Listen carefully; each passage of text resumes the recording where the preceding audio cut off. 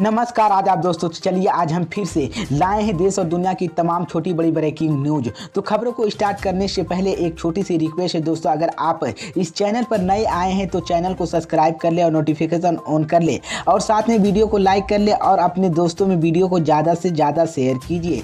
तो चलिए बढ़ते हैं खबरों की ओर। इसी बीच पर दोस्तों अगली खबर की ओर कि यूपी में मदरसे की बात को लेकर देवबंद की बैठक में हुआ बड़ा फैसला।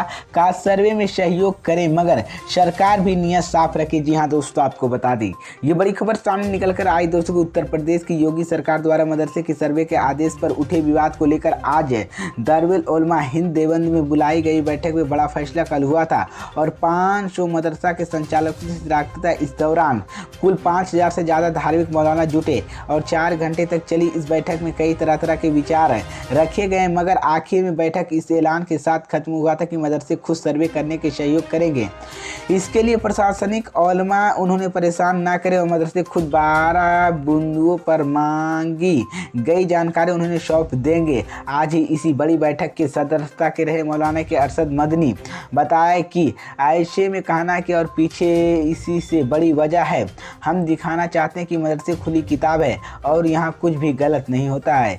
सरकार यहाँ पर कोई अपनी तसल्ली कर सकता है। हम सरकार के सहयोग कर रहे हैं तो वो मगर भी नियत साफ रखे।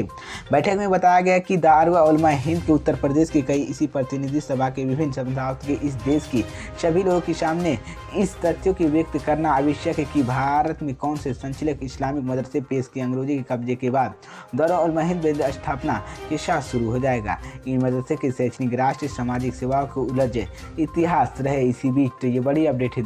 इसी बीच पर दोस्तों अगली खबर की ओर 2024 के लोकसभा चुनाव के विपक्ष का एकजुट की धुरी।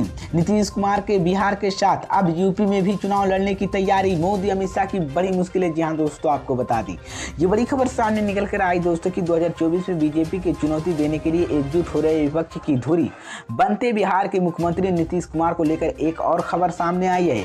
उन्होंने यूपी के लोकसभा चुनाव लड़ने का न्योता भी दिया है और ठीक है, यह न्योता खुद उनकी पार्टी प्रदेश नेताओं ने दिया था, लेकिन इनमें से समाजवादी पार्टी भी सामाजिक मानी जा रही है। पिछले दिनों लखनऊ में लगे एमएसपी से जुड़े के साथ आने वाले पोस्टर या नीतीश प्लस अखिलेश बीजेपी के साथ बोले पोस्टर राजनीति भी इसे बल मिला है। जनता दल यूथ की मानना है कि केंद्र का रास्ता यूपी को होकर जाता है। ऐसे में नीतीश कुमार जहां फलपुर, मिर्जापुर, अंबेडकर नगर या फिर फतेहपुर सीट से चुनाव लड़ सकते हैं, उनकी जीत पर कोई संदेह नहीं है। कमर बहुल इन सीटों के जातीय समीकरण भी उनके साथ रहेंगे और इस लिहाज से इनमें से कोई भी सीट उनके लिए सुरक्षित और मुफीद है। समाजवादी पार्टी कांग्रेस समेत इसे और मजबूत दे रही है। जेडीयू का मानना है कि नीतीश की यूपी से चुनाव मैदान में उतारे और बीजेपी के खिलाफ माहौल तैयार होगा और इसका फायदा उनकी अगुवाई वाले संबित गठबंधन का होगा। इन अनकटोले के बीच इस वक्त हवा मिल है जब जेडीयू की राष्ट्रीय अध्यक्ष ललन सिंह ने भी ऐसी किसी भी संभावना से इनकार किया था और शनिवार को ललन सिंह ने कहा था कि मुख्यमंत्री नीतीश कुमार यूपी की कई सीटों पर चुनाव लड़ने का ऑफर मिला। अब वह मुख्यमंत्री निर्भर करता है कि चुनाव लड़ते हैं या नहीं। इसी बीच तो ये बड़ी अपडेट है दोस्तों। इसी बीच पर दोस्तों अगली खबर की ओर कि ज्ञान वापी और मदरसे के सर्वे पर असदुद्दीन ओवैसी ने दिया बड़ा बयान। जी हाँ दोस्तों, आपको बता दी ये बड़ी खबर सामने निकल कर आई दोस्तों कि उत्तर प्रदेश सरकार ने मदरसों की शिक्षा व्यवस्था को लेकर राज्य को सभी जिलाधिकारियों सर्वे कराने के आदेश दिया था। इस पर एमआईएम के सांसद असदुद्दीन ओवैसी के कई बयान सामने आए थे। इसी को लेकर एबीपी न्यूज वोटरों के सर्वे में सवाल किया गया कि ज्ञान वापी और मदरसे के सर्वे पर असदुद्दीन ओवैसी का बड़ा बयान सामने आया है। इस सर्वे में 70% लोगों का कहना है कि हाँ, ज्ञान वापी और मदरसे के सर्वे पर असदुद्दीन ओवैसी का बयान क्या भड़काने वाला है। वहीं 30% लोगों ने इसको इनकार किया। इस पर मुद्दे पर असदुद्दीन ओवैसी ने कई बार बयान जारी किया था और इसे गलत फैसले करार दिया है। बता दें कि यूपी में सरकारी सहायता से चलने वाले मदरसों की कुल संख्या 16,500। यूपी की योगी सरकार ने इस सभी मदरसों के सर्वे का आदेश जारी किया था। इसके बाद असदुद्दीन ओवैसी ने कई बयान सामने दिए थे और उन्होंने इसके खिलाफ कड़ी आपत्ति जताई और उन्होंने सवाल किया था कि मदरसे की संविधान अनुच्छेद 30 के अंतर्गत तो यूपी सरकार के सर्वे कराने के आदेश क्यों हैं। उन्होंने यह भी कहा कि योगी सरकार का ये आदेश केवल मुसलमानों को परेशान करने के लिए है। ओवैसी ने इसे माने और एनआरसी की कह डाला और उन्होंने कहा कि अगर यूपी सरकार राष्ट्रीय बाल संरक्षण आयोग अनुरोध पर यह करे तो आयोग उन स्कूलों पर जिन लोगों की 17 पाती जाती है।